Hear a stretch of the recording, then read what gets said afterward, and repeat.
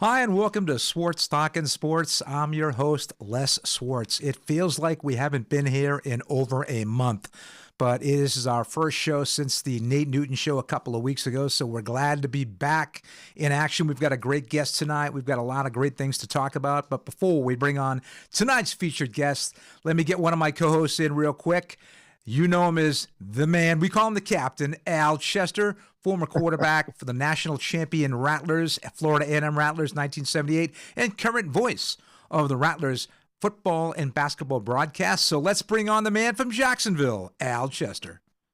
What's going on, Les? Happy hump day, baby. Hey, from Jacksonville, Florida. It's hot as fish grease down here, man, but we're trying to stay hydrated. Well, I got to tell you, Al, it's been a scorcher up here, too. We hit triple digits the other day, so I feel your pain. But I think we got a great show tonight. We got a good chance to chat with our guest pre-show, and I think we're going to have a really, really interesting show. But before we bring on tonight's special guest, let's have our producer, Tony, run tonight's opening reel. Yes, 8 of 24. Utah 33% for the floor. And here's Darrell Walker, left side front court. Corey Crowder with him. Walker, fake right, go left to the corner and jump one from 20, and it's good. Darrell Walker. That's his first two of the game. Swartz Talkin Sports is proud to bring tonight's special guest, former NBA standout and current coach of the Arkansas Little Rock Trojans, Darrell Walker. Hi, Coach. Hello. How you guys doing? All right, Coach, what's going on? Oh, man, nothing too much. How you guys doing? I'll tell you, Coach, I got a little, I was watching that little fadeaway jumper. It was pretty sweet back in the day, pretty sweet. I didn't shoot too many of those. I wasn't known for that.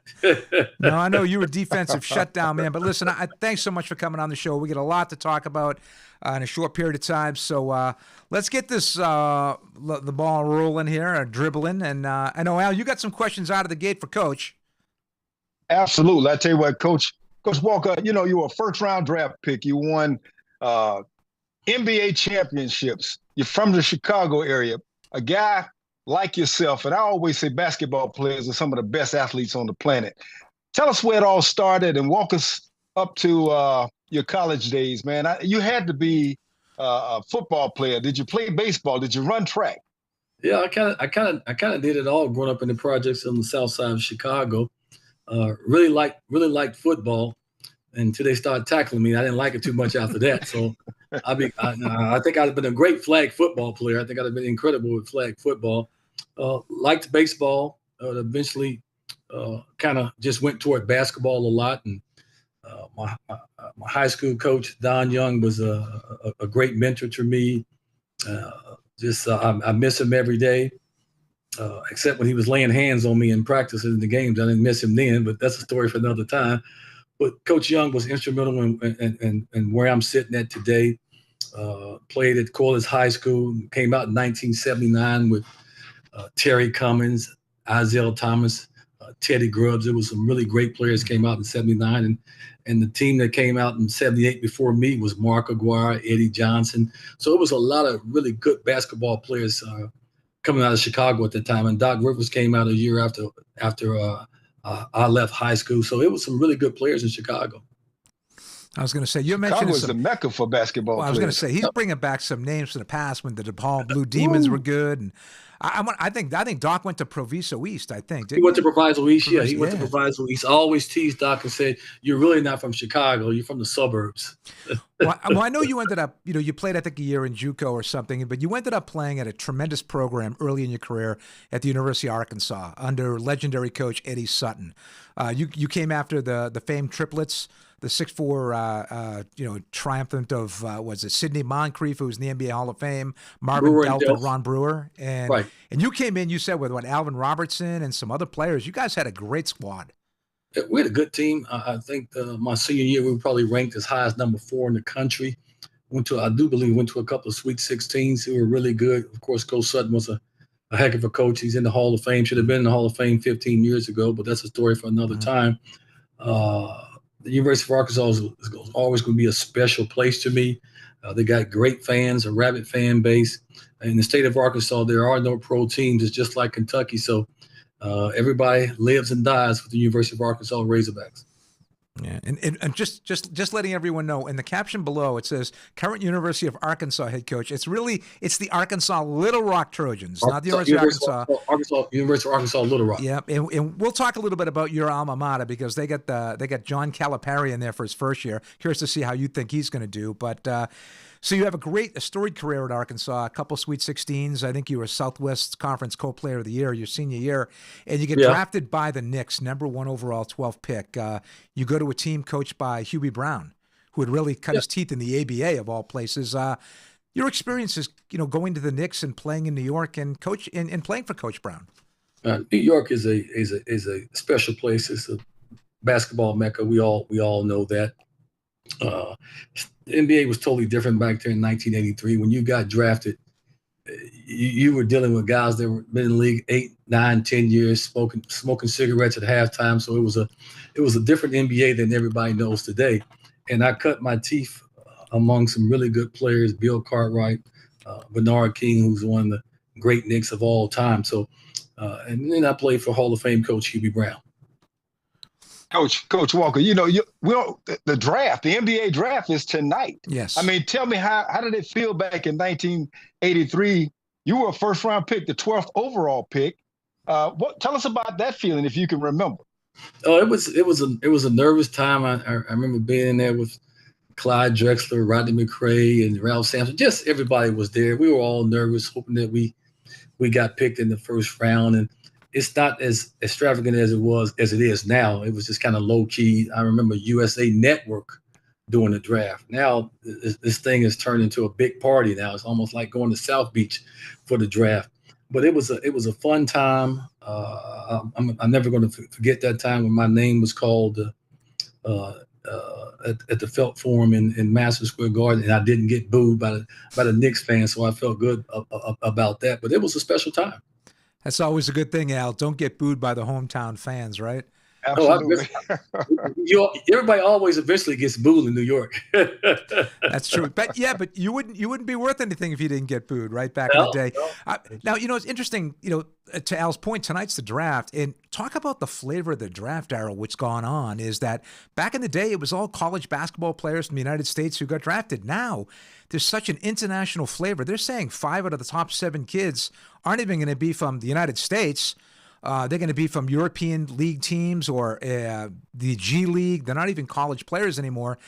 Just the incredible diversity now coming into the NBA with, foreign players. Look at I think 2 of the last 3 MVPs are not even from the United States. You got Jokic. Look at the other kid from Dallas this year. I get them all mixed up anyway. I don't know. I forget. Don't worry about that. Yeah, it's just has become global. David Stern wanted to make it global, and so and Adam Silver has continued that. Now it's a lot of good basketball players all over the world, and I can say about the kids over in Europe, they understand how to play basketball. They understand how to play without the basketball. It's all about the team, not me, like today's generation is. What can I do? How many people I got on Instagram? How many people I got on Twitter? They have made an effort, a big time effort in European basketball to teach guys how to play and how to be a part of a team. That's one thing that it's no doubt in my mind that European basketball is ahead of the United States in that part about how to be a team and how to play as a team, not an individual, as a team. Al, that's, he's speaking to your language, Al. Absolutely. I mean, that's what it's all about. That team concept. You got to have that chemistry. But you see it every day as a coach. I mean, the different type kid that you have to coach now and as opposed to when you were playing. Talk a little bit about that. Elaborate on the type kid that you see nowadays. Not to include the NIL and the little change if you like you mentioned in your pocket. But just talk about the different type kid. I mean, from a mental aspect. It's different. If you raise your voice, kids are really sensitive these days, and it's funny because there's so many coaches, and I won't call their name out. There's some really coaches, big time coaches I know, mid-major coaches I know, that are really scared to raise their voice and be who they are as a coach because they're worried about kids transferring and leaving. And I never cared about. I don't care who leaves my team. I don't give a what about who leaves my team. I don't.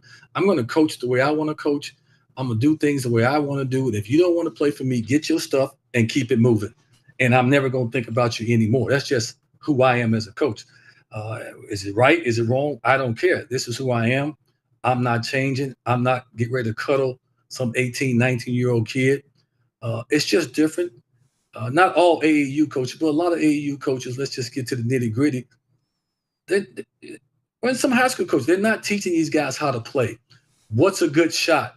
This guy is open. When am I open? Who to pass the ball to? It's just a lost art. And then when players get to somebody like me who say, hey, that's a bad shot, man. Don't take that so-and-so shot anymore. That's a bad shot. What are you doing, young fella? That's a bad shot. Now, all of a sudden, I become the bad guy because I'm doing something that should have been done to you 10, 12, 13 years ago. But when you get to me and I tell you it's a bad shot, pass the ball, do the right things, now I become the bad guy. And, of course, nowadays you get all these handlers and hanger-oners and family members that will say, yeah, you need to transfer. Get out of there. You need to transfer. Quick story.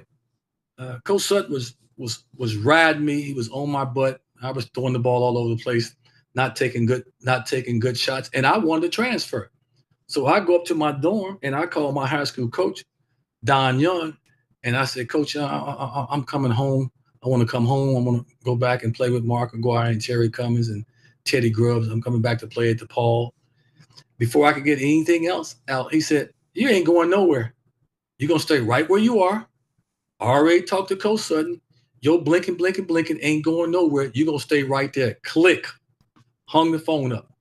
Nowadays, in the story. Now, guys, they call 35 different people and they all say, yeah, leave. Get out of there, man. Transfer. Go get in the portal. And this is what college coaches are dealing with every day. And I'm just sorry, guys. I got the mentality is, you want to leave? Bye. Goodbye. And when you leave, I'm going to delete your number out my phone, and I'm never going to think about you again. I'm going to move on. Coach, you're like a breath of fresh air, because we've been talking about this for years. It's like people don't want to compete anymore for jobs. Listen, if you've got to pay your dues and play 1 year as a backup, but get your chance to start the next year, you're gaining that experience as a backup, and maybe you get into a few games and you get some significant minutes. But kids now just want to start. They want to be the star. They want to be on ESPN's top 10 plays of the week. They want to be on Twitter. They want to be the star, right? And Al and I talk about it. Instant gratification, microwave society. Absolutely. It's all, I want it now. I don't want to pay my dues.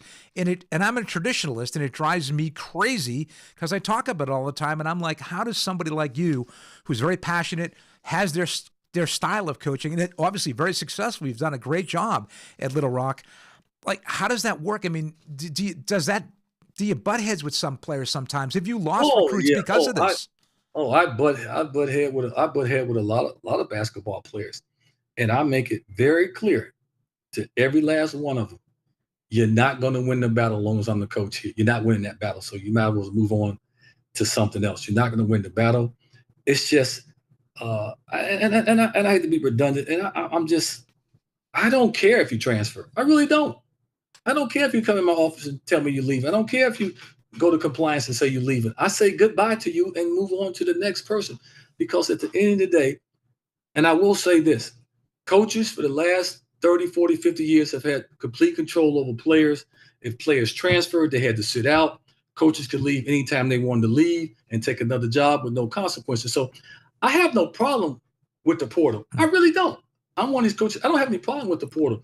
But what I won't do is be threatened and worried about me, how I coach a kid, and what I say to a kid about that kid threatening me about transferring. I tell kids all the time, I don't care about you transferring. You can leave anytime you want. Goodbye. And I mean that. And a lot of coaches don't mean that. I've had really good players leave and go somewhere else and be successful. And I don't give a what about that. If you're here with me, you're going to do things the way I want to do it, because it's the right way. It's the way it was successful for me in my career. And I know it can be successful for kids. Don't get me wrong. I understand the game has changed. I understand it. I'm the first one to tell you, I know the game has changed. But what has not changed is having some discipline, knowing how to play, being a good teammate, going to class and graduating, taking good shots. That hadn't changed. Not in my program. It's not going to change if you're going to play for me. Now, if you want to run around and not know how to play and shoot bad shots and think about yourself and worry about how many people you got on Instagram, then okay, transfer and go somewhere else and play. Well, Coach, we've got a couple of questions. Well, we have, Al, real quick, we do have a question on here from one of our viewers. So I'm going to let Joni ask the question to Coach Walker, our first question of the evening. Okay. Rob, who's obviously a big Celtics fan, says, what did you think of Luka's performance in the NBA Finals against an outstanding Boston Celtics team? Is that for me? Yes, sir, Coach. What's her name again? Joni? Joni. Joni's their chat girl and my fiance. Well, let's get this straight. Old Coach Walker here does not watch the NBA. Let me tell you what I've watched this whole year. I had a recruit in town maybe 3 weeks ago when Dallas and Boston was playing, and we happened to be watching it in the restaurant. That's the first time I watched it, and all I saw was a lot of ISO ball and a lot of one-on-one basketball. So I can't really talk to you about the NBA. I've watched it. If I was to really watch the NBA, I would probably watch the Golden State Warriors, or I would watch the Denver Nuggets, because they play team basketball. The ball moves, bodies move, everybody gets to touch the basketball. I can't argue. Al. Good answer. No, you can't argue at all. I was going to ask Coach, when you think back on your career, talk to us about some of your most memorable moments in professional basketball. I know we've been hanging our hats on the coaching piece, but hey, man, you had a great career and played with some great teams, played with some great players, obviously, and won an NBA championship in Chicago in '93. So just kind of give us a snapshot of some of your most memorable moments and some of those key players that you and I can remember. I know you played with. Like playing in New York was really special. I had a chance to play, like I say, play with some old school guys, Ernie Grunfeld, Marvin Webster, Lewis Orr, who's passed away, Bill Cartwright. I mean, just Roy Sparrow, Ray Williams, and then the Hall of Famer himself, Bernard King, who was just, if he didn't tear his knee up my second year in the NBA, he would be a top 50, top 75 player of all time. What a and I played with some great scorers, Bernard King, Alex English, Moses Malone, and Michael Jordan. But Bernard King was right there at the top. It's one of the most efficient scorers that the NBA has ever seen. So being in New York was great. Playing in Washington with Jeff Malone and Moses Malone and Harvey Grant, which a legendary Wes Unseld was my coach. I loved playing with Wes Unseld. He was a no nonsense coach. So I love that. And having the chance to play in Detroit with Joe Dumars and Isaiah Thomas and Lambeer and Rob and that team right there, and then eventually getting cut by the Pistons and getting picked up by the Chicago Bulls and winning the first 3-peat championship with the Chicago Bulls it's a highlight of my career. And I was from Chicago, so going back to Chicago to play in front of family and friends, that was fun every night. Except I had everybody calling for tickets every night. But other than that, it was fun. But Coach, what ultimately got you into coaching? Was that something that you were interested in? Nope. Okay, so how did you migrate into the coaching field? I was retired, and I'll never forget. I was at Chenal Country Club with my good friend Dr. Dunn, and we were playing golf, and I get a call, and it's from Isaiah Thomas. And Isaiah had retired and just become part owner of the new franchise, the Toronto Raptors. And he called me and he said, I would really like you to come on and be assistant coach with Brendan Malone, the head coach that I hired. I think you'll be a good coach. And the first thing I told him was, heck no, I don't want to do that. I said, I've been one of the inmates in the asylum. I know how the inmates talk about coaches. I know how the inmates do coaches. I said, I've been an inmate before, and you've been an inmate. Isaiah, you know how this goes. He kept going, no, let's think about it. I think you would be really good at it. I went home and talked to my wife about it and, excuse me, and decided to do it and became the assistant coach with the Toronto Raptors. And never thought the next year, after 1 year, I would become the head coach of the Toronto Raptors, the youngest coach in the NBA at the time. And I was not ready for that job. Isaiah shouldn't have given me that job. Our friendship went back a long way as kids growing up in Chicago. Him on the west side and myself on the south side. And I should have never, I wasn't ready for the job. Now, I was never afraid to stand up in the locker room and tell a guy whether he was doing his job or not. I was never afraid of players. I've never been afraid of players. And that's how I got into coaching. That's incredible. Through the relationship with Isaiah. Yeah, we know each other. We were 14, 15, 16 years old in Chicago.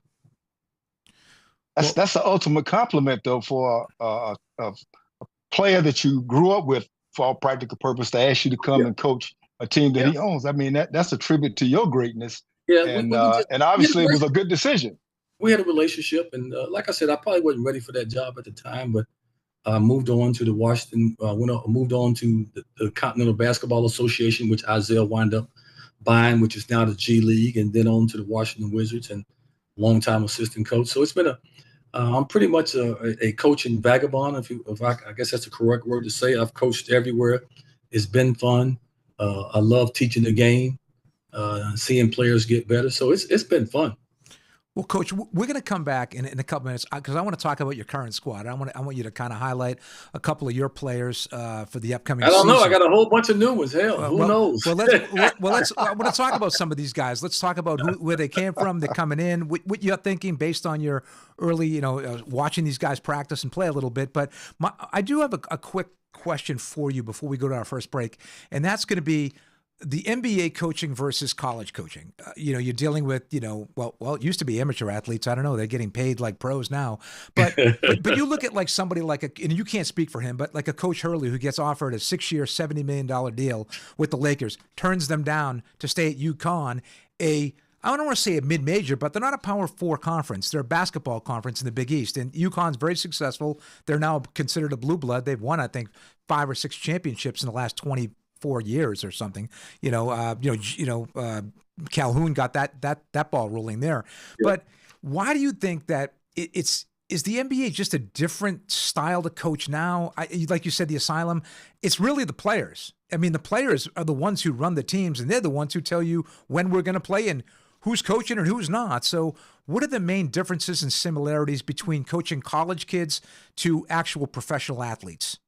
Things have changed. In the early 80s and 90s, the coaches had the power, and now the players have the power. The difference between coaching in the NBA and college, you get a chance, I do believe, to teach more and try to mold guys in college.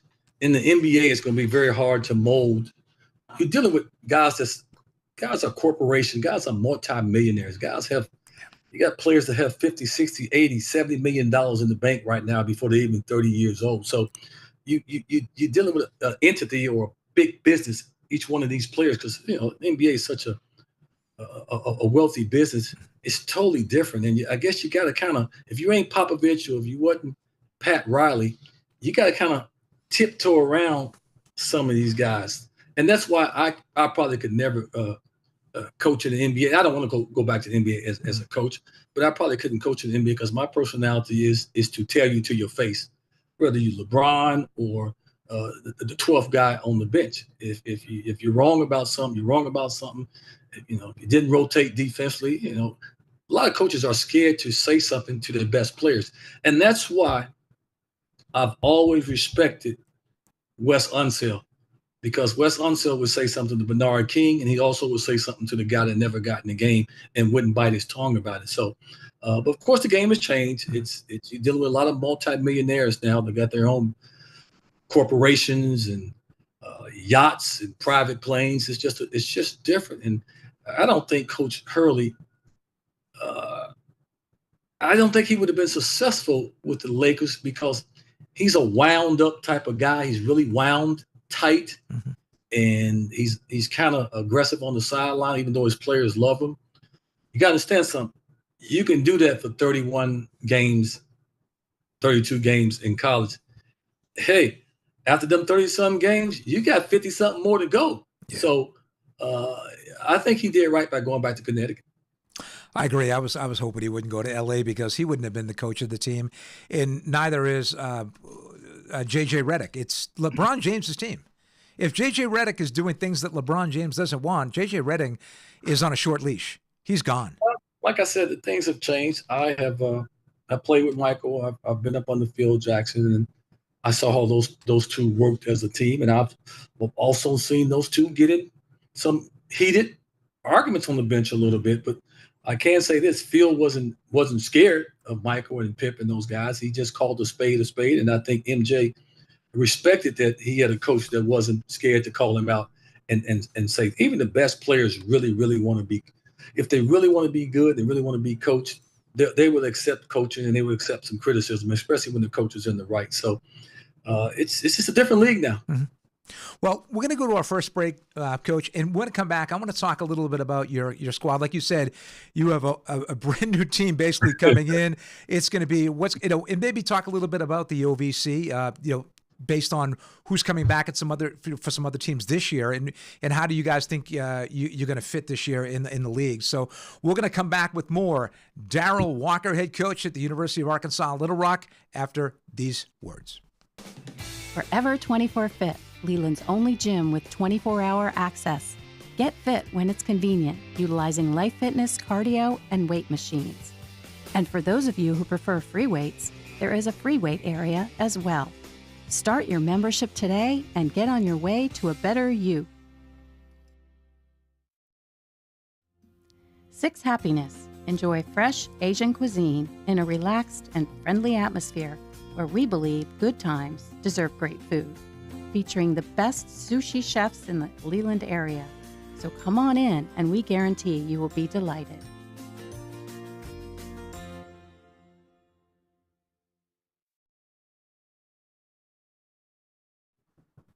Welcome back to Swartz Talkin Sports. I'm your host, Les Swartz. Great show. To the right, we've got Al, the Rattler Chester, a co-host. We've got our special guest tonight, Darrell Walker, former NBA great and current head coach at the University of Arkansas, Little Rock Trojans. We're going to talk a little bit about his squad coming up. And let's bring in our second co-host, if we can bring in Benny the Book, the King of Carolina. Benny, of course, remembers Darrell from his days with the Knicks. He's one of your Knick heroes there, Benny. Yeah. Saw a lot of games with Darrell. Saw a lot of games when he was at Arkansas. Really, really tough basketball player. And it's funny how here's a coach, and we had Byron Scott on, and he said he had the same feeling that Darrell had about coaching NBA players. It's just I wouldn't want to do it. And it's different. It's a different league. It's a different league now. It's a little sad, but And like Darrell says, you can't teach him anything. Question for you: Do you recruit overseas in Europe, Darrell? Yeah, I go to Belgrade, Serbia. My assistant coach Charles Baker used to have a prep school. And he had a lot of kids from overseas. So we've at least had 7 or 8. Kids from Serbia. So we, at our level, you have to go everywhere and recruit. Right? Yeah. And I've been doing it not as long as Coach Baker. He's been doing it for 30-something years at University of Colorado, at Kansas State. So he's been in some big time programs. So he has a lot of connections. Good. Well, Coach Les, Benny, I hear so much passion in Coach Walker's conversation. I mean, Coach, do you get the same juice from coaching as you did as a player? Somewhat, not being on that court and getting hit and hitting somebody and getting after, that's the adrenaline flows a little bit more. That you play football, how that goes, but right, you still on that sideline, you still can feel the heat, you can feel the pressure of the game, and it's fun. I'm 63 years old and I work out to take care of myself, man, and I'm having a ball coaching at this level. I love college basketball. I loved it when I got into college basketball at Clark Atlanta University years ago. It was a little small HBCU school that was successful there. Went to the tournament 2 times and was fortunate enough to get this job here back in Little Rock where I live at. So I'm having the ball coaching. Well, let's talk about this year's team. Let's talk about this year's team. I mean, now I do know that we talked a little bit. You do lose the Ohio Valley Conference Freshman of the Year. You do lose him. He transferred out, and we talked a little bit about transfers. But you've got a brand new team basically coming back. What are you seeing this year? What are you seeing out of these kids? I think we're going to be a lot bigger basketball team. My team's not coming into July 5th. Okay. And we'll start our summer workouts July the 8th or the 9th. And I'll know a little bit more. But I've watched these guys a lot over the years when I was recruiting. So we're really big. We got a lot of size. We got a lot of size on the wing. KK Robinson, who led us in scoring, is coming back. So we got some video of that too. I think we got some videos of that player as we.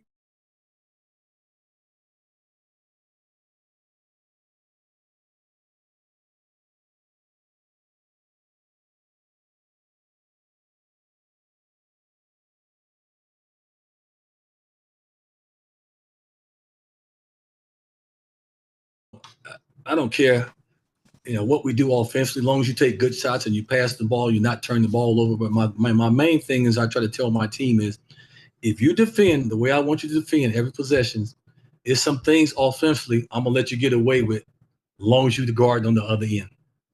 And in the beginning of last year, we didn't guard well for the first 10 to 12 games. We were horrible.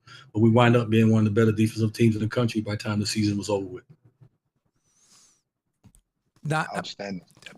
Just because we're talking about the NBA game and the college game, my question, and I've asked this many times, I've asked it to Byron as well, and he's not coaching college, but why in the world does college not put back the three-point line to where the NBA is? It's almost like guys are settling for 30 and 40 three-pointers a game. That's not the way that I envision the game.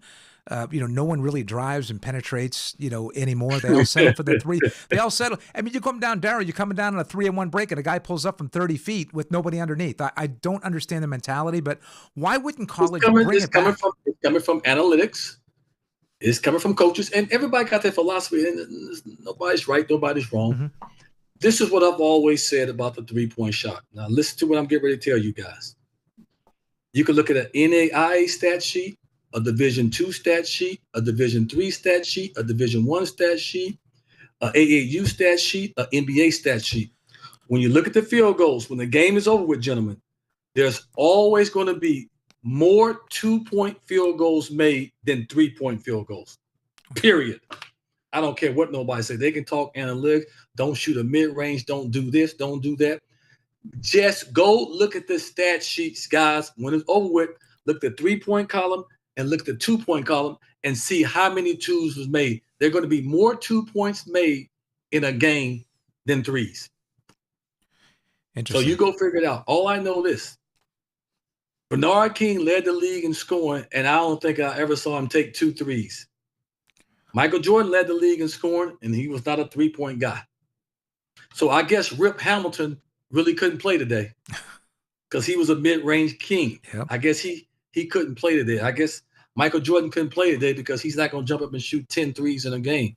So this is all been driven by analytics. And I can tell you this much. If ever a post player comes back, a true post player like a Moses Malone or Shaquille O'Neal or Patrick Ewing ever comes back into the NBA, it's going to be hell to pay. It's going to be hell to pay. Yeah. I laugh. And Draymond Green says, well, Shaq was going to have to guard in the pick and roll. Shaq was going to have to do this. And I go, well, I guess Shaq ain't going to play offense on the other end at all himself, huh? There would be no answer for Shaquille O'Neal if he played today. Oh, he'd dominate. It would just be unbelievable what he would do to this league. Now, it's this myth out here that, and I guess some guys are, that a lot of older guys are jealous of today's players. I'm so happy for today's players. I don't know what to do when I see guys making $25, $30 million. I think it's unbelievable.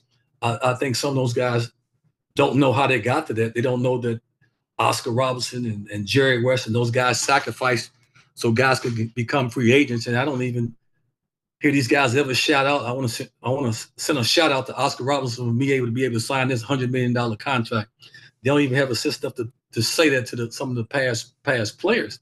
It's just like in baseball. All these guys are making so much money in baseball, and hell, Kurt Flood died over in Spain broke.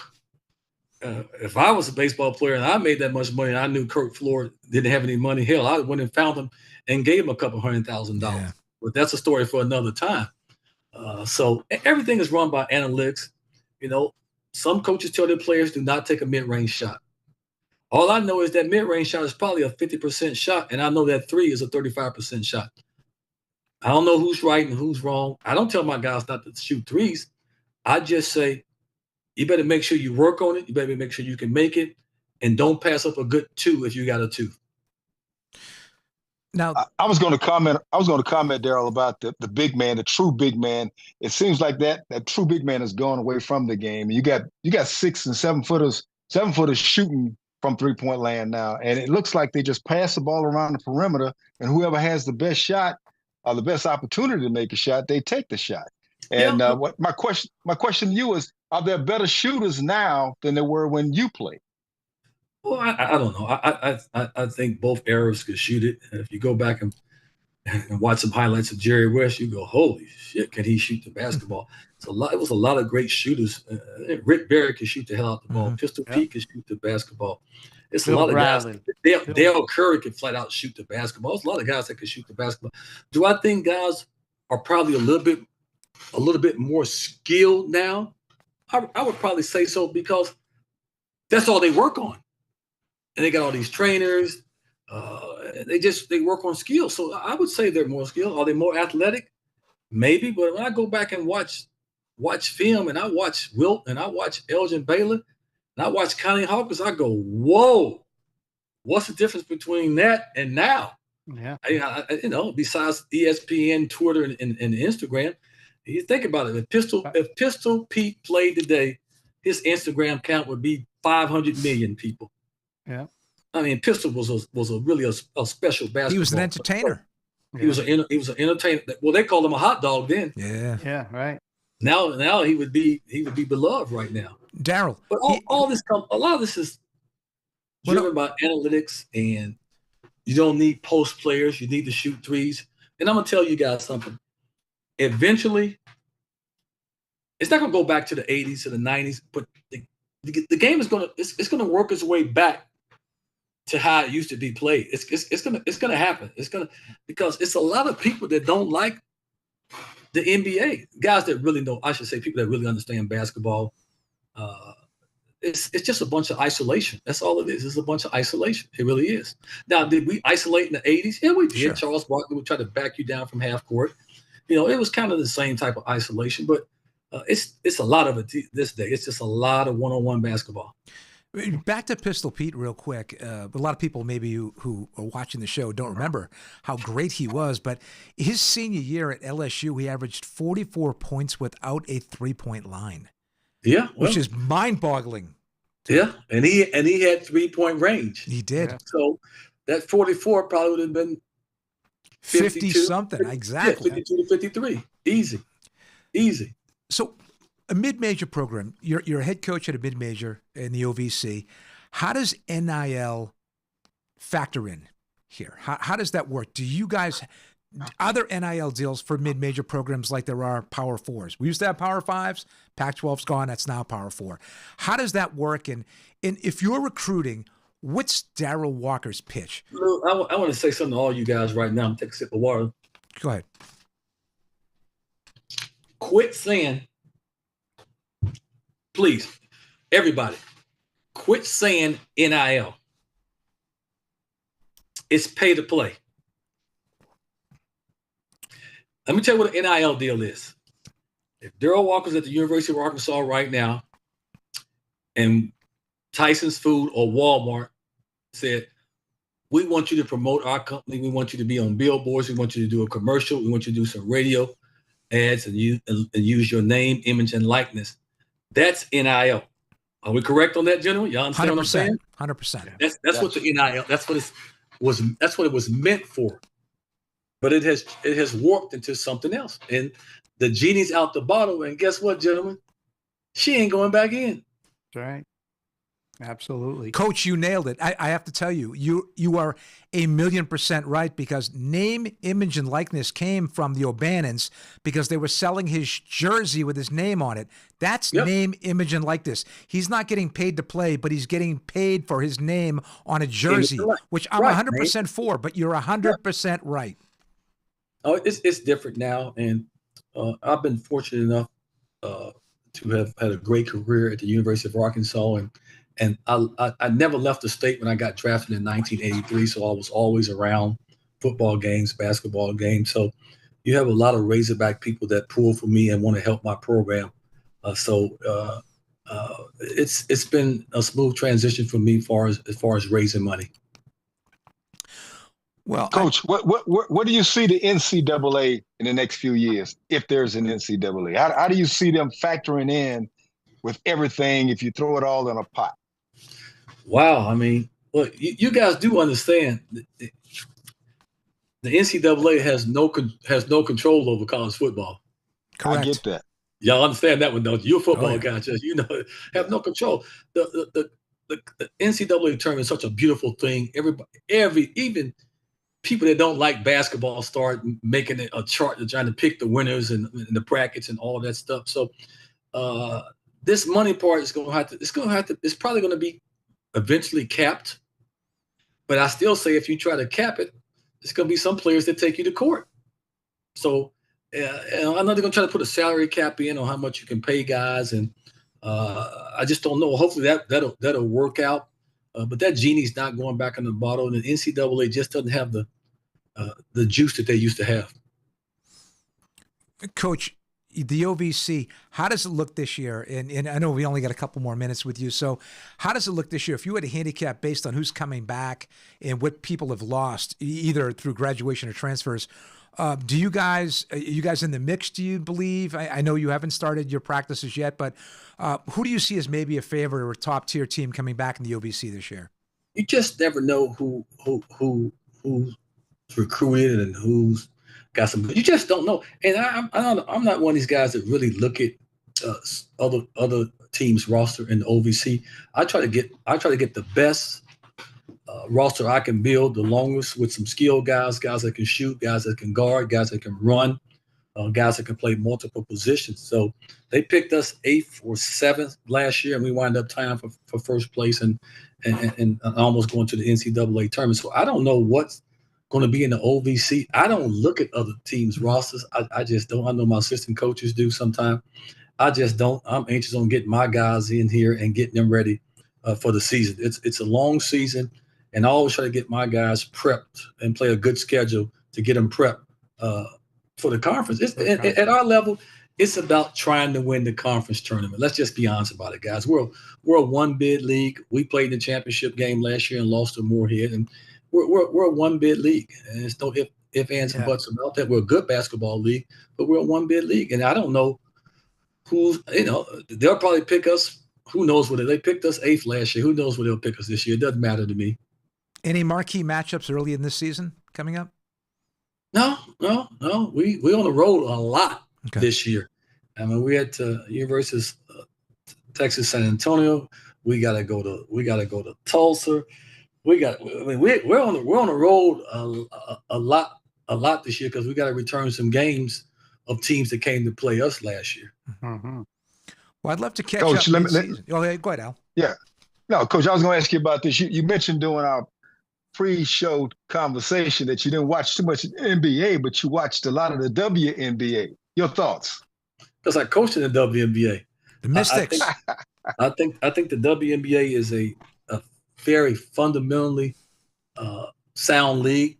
They play team basketball. They move bodies around. They share the ball. They move the ball. They play below the rim, but they are really a skilled league because when you play below the rim, you don't have that much athleticism. Then you got to know how to move the ball, move bodies, set screens, share the ball, and be a team. And when you watch the WNBA, most of the time you're looking at teams out there hooping, man. I'm fond of the WNBA. I really am. I think the women shoot free throws better than the NBA pros, and that's hard. It's hard to believe. And I think Caitlin Clark has been good for the league, even though it's been a lot of unnecessary controversy around her. Mm-hmm. All she wants to do is play basketball. Hell, she ain't want to be a spokesman for everybody. She wants to play basketball. It's hard being a rookie. I've been a rookie before when you go from college to the highest level. It's hard being a damn rookie, and she's just trying to get through her rookie year. And, girls are going to be competitive. You, Caitlin Clark, okay, well, I'm going to show you who I am. I'm an XYZ. And she understands that. I don't think she has any ill will toward anybody. But it's just so much controversy about this young lady that she shouldn't be dealing with that. All I know is the Mystics hold about 4,000 or 5,000 when they play. When she come to town, they got to move to where the guys play.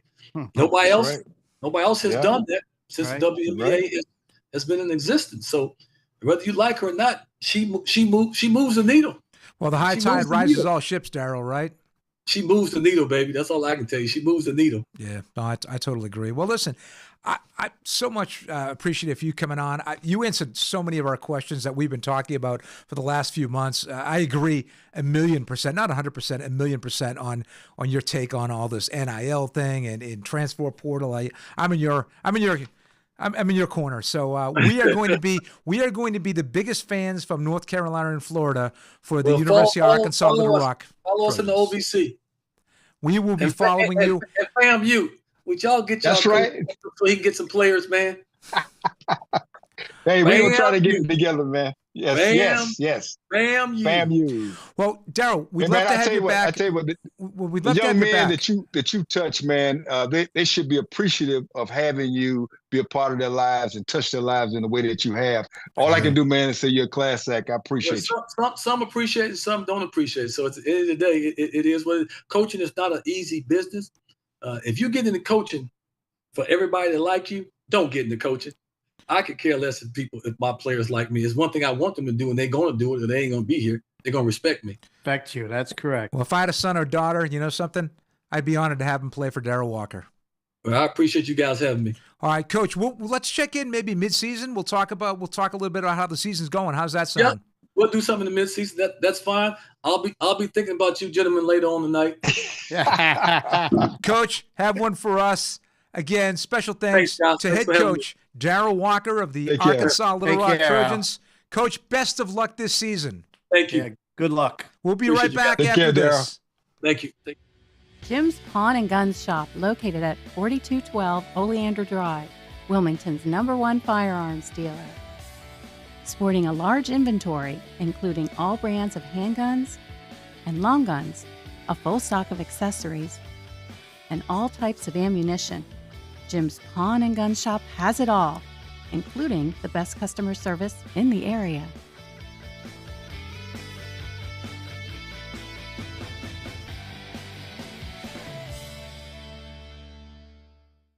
Before the lights go out, call Wilmington Generators. We offer the lowest price and a 10-year warranty for all Briggs & Stratton installations. A Briggs & Stratton powers more of your home for less money. Call for a free quote. Wilmington Generators. We play with power. Welcome back to Swartz Talkin Sports. I am Les Swartz, joined by Al the Rattler Chester, Benny the Book, the King of Carolina. Guys, I got to tell you, a tremendous interview and a breath of fresh air. I loved his candidness. Old school. Yeah, reminded me of my coaches when I was in high school and college. That's the way it should be. I tell you what, I can't help but agree with you guys. Yeah, you know, he's you know, he just wants to respect. He wants to teach the guys the right way to play the game. Which in a lot of I don't watch any NBA games. You know, yeah, I'm not a huge fan of the NBA game. I just it's like Al said, they stand by. There's three guys that stand by the 3-point line. A guy dribbles, he's almost there for a layup. He throws it out to the 3-point guy, and they shoot it. Right. And like you said, coming down 3-on-1, they stop at the 3-point line. Well, I got to tell you what I really appreciated was his passion for the game and his passion for coaching. That's the piece that stood out to me. And I tell you what, he's a class act, man. And if those kids don't realize who he is, and someday they're gonna remember Coach Walker taught me this. Right. Yep. And I tell you what, he's a sharp guy, man. No nonsense type of guy. I mean, you know, this is just the way I coach. And if you don't like it, I mean, I love this candidness about, you know, in his honesty about transfer portal. You know, it's like, hey, if you don't want to play for me, see ya, goodbye. If you think you can do it better somewhere else, good luck to you. And you know, Al, we talk about the instant gratification. We talk about the microwave society, right? And there's no more paying your dues anymore. People don't want to sit for a year and learn their craft and get better. They just want to be the headliner. They want to be in the starting five. They want to be the starting quarterback. And let me tell you something, a lot of times it doesn't work out. It doesn't work out. Sometimes the grass isn't always greener on the other side. Absolutely. That's true. Well, we got some things real quick to talk about in sports. But before we do that real quick, I got to talk about a little AAU, because he did mention a little AAU basketball and in the differences and how Europe is moving. But shout out to Team Shutdown in San Jose, California. I think Tony, our amazing crack producer, has a video on this, or does not have a video on this. No. We're going to have something. AAU shut down Coach Albert Cruzette's team, undefeated 2024. We're going to showcase Jade Ma, 5'10" guard forward combo. Only in 9th grade right now, but you know something, that team has got some things going, and hopefully Tony can't find some video moving forward on that. But so we'll see if we can get that up there. He's actually pulling his headphones off and asking me about that. But we've got a lot of things going on in the world of sports, guys. Last time we were on the show, both the NBA Finals and the Stanley Cup was going on at the same time. They're done. The Celtics, and here we go. See, I know we had this. I know we had the video here. And this is Jaden Ma out of team shutdown in San Jose, going in for 2. So we'll follow him a little bit, moving up, and let's see what happens. Maybe he ends up at Arkansas Little Rock, guys, with Coach Darrell Walker. You never know. But never know. Your take on the Celtics hoisting number 18 to the rafters. Now, the all-time winningest NBA team of all. Guys? Jaylen Brown came out to play, man.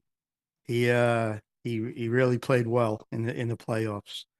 I thought Dallas would give him much more of a battle, but they played great defense. You know, they got some white, excellent defensive player.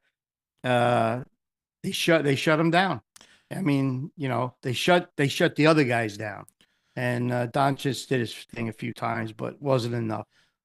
Al. Yeah, I agree. I tell you what, I actually thought Dallas would give them more of a challenge, but Boston they jumped out on those guys, man, and never let up. They had the foot on the gas the entire series. The surprise game was the one that they lost, but they played top flight basketball, and you got to salute those guys for a job well done.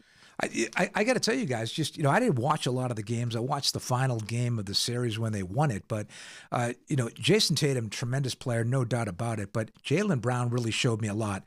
Had a real tough Eastern Conference final last year, turned the ball over a lot. He was deservedly, he won the MVP of the Eastern Conference final. I think it was the Bob Cousy Award, and he wins the Bill Russell Award as well. All around. He scored, he defended. He made plays. Tremendous.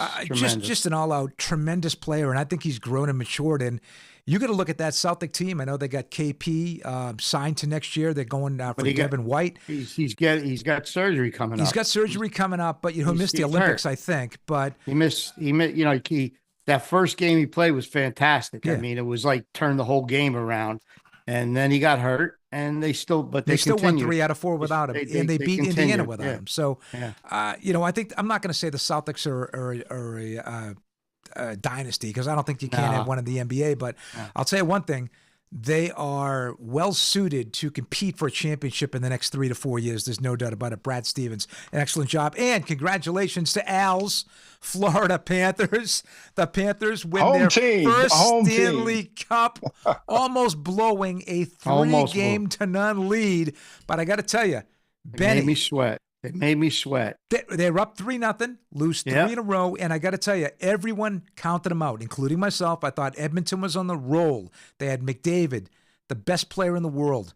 Skinner was actually stepping up. Bobrovsky, the goalie, I don't know, just letting in 14 goals in 3 games, was not playing well. And I got to tell you, they really showed some stones in Game 7 and won this thing. That's the way they like to play. Their coach said, he goes, we like to make everything hard. That means we have to work harder, and that's just the way we like to play. And their stars came out, and hey, McDavid I think he had 1 assist the last 2 games. No points. Oh, 0 points, Game 6 and 7. Yeah. It was a classic, though. They win the first 3, then they lose 3, and make it a series. And I tell you what a tremendous win for them. And I tell you what, the folks down in South Florida are very happy right now. Yeah, congratulations to Paul Maurice. Speaking of hockey, let's send out our congratulations to our buddy Jeremy. We have to. Congratulations, Jeremy. Jeremy Roenick. Well deserved. Yesterday. Well deserved. Is finding out he is in the Hockey Hall of Fame in Toronto. Look at that. Tony just put that up for us. Jeremy, was a great interview. We got Whiskey in the Wild. Thank God Tony and I love Jeremy for that. But, guys, we talked about it now. You talked about it. You're not a big hockey fan. You looked at his stats and you said, there's no way this guy should not be in the Hall of Fame, and he'll get there. And congratulations to Jeremy for, getting that. I wish it was earlier so his dad could be around, but to watch it in his induction speech and everything. But well-deserved, a tremendous hockey player, one of the best American-born players of all time, a true great, and now he's going to be honored in the Hockey Hall of Fame. So, guys, your thoughts real quick on that. No doubt about it. I tell you what. Well-deserved. Yep. Yeah, well-deserved. I tell you, it was a great interview we had with him a few weeks ago. I tell you what, we're happy for him and his family. Well-deserved. Long overdue. It's a little late, but we'll take it. But it was there. We said we were going to make it our mission to get him in the Hockey Hall of Fame. I'm not sure that the actual voters were watching our show, but I'm glad he made it. And you know something? He's got a great product here. This Whiskey in the Wild is absolutely fantastic. I'm telling you, I'm addicted to it. I bought 2 adventure packages. How crazy am I? But it's fantastic stuff. So, again, congratulations, Jeremy. Guys, a lot of stuff going on. We've got a great show. I know I'm going to come back for the wrap, but, Al, this is your get next week. We have a former Olympic athlete. We got the Olympics right around the corner in the Paris Olympics, the end of July. Garrett Scantling, a decathlete. And Team USA, right? He's coming on next week. Absolutely. He's going to be here. Yeah, absolutely. We're excited to have him. I tell you what, I spoke to him today, and he's excited about next week. And I think it's going to be a great interview. Got a lot to share. Yeah. I'm disappointed. I'm not going to be here. I'm going to be in the air in New York going out to NYC for 4th of July. And unfortunately, I'm going to miss that interview. But you know something? Everybody out there, the show is in great hands with Al the Rattler Chester and Benny the Book, the King of Carolina. There's no doubt that we will. You guys will probably do a much better job than I do. Yeah. But guys, listen, I thought that was a great interview today. Tonight, I thought Darrell Walker was outstanding. I loved his honesty, and I love his style.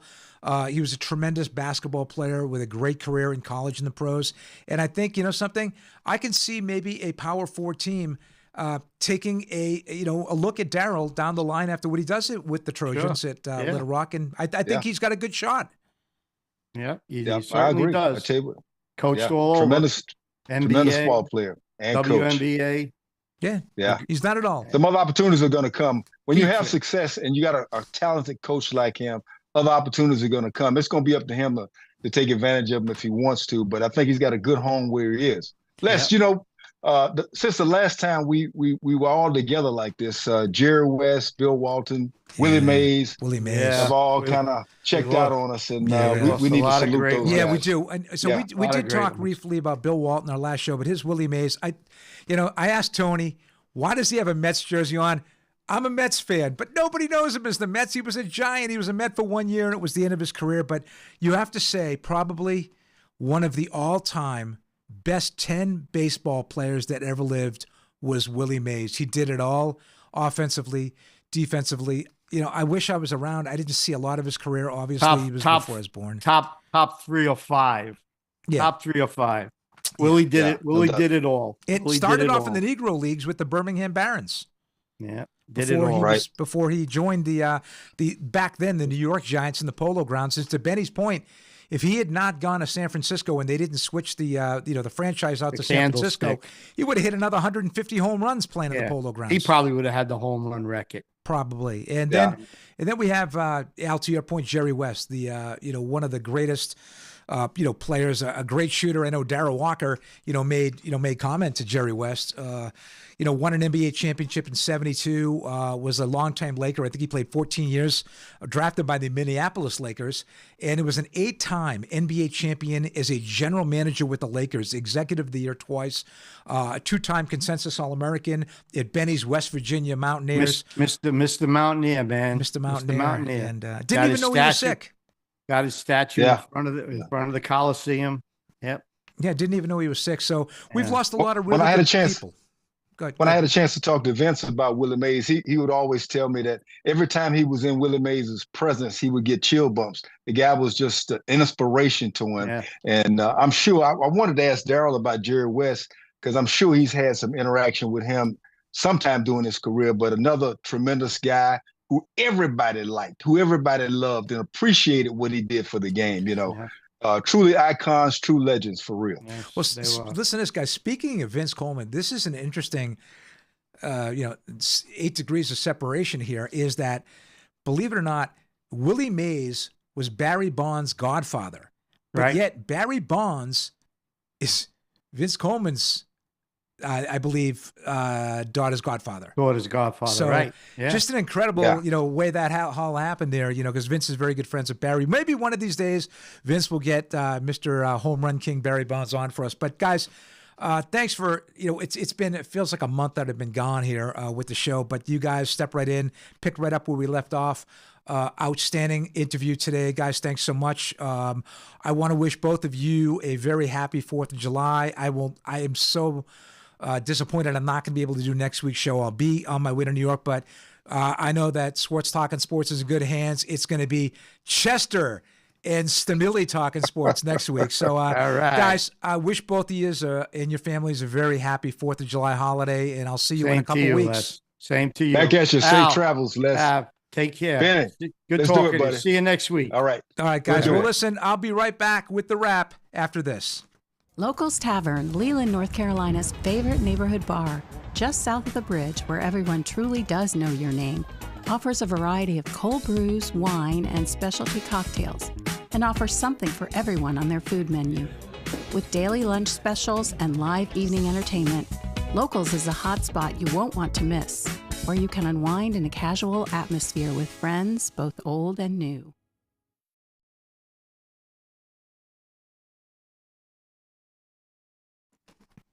Welcome back to Swartz Talkin Sports. I'm your host, Les Swartz. Again, I don't know. I felt like a little bit of the jitters tonight. I hadn't done this in a month. So hopefully everything went well tonight.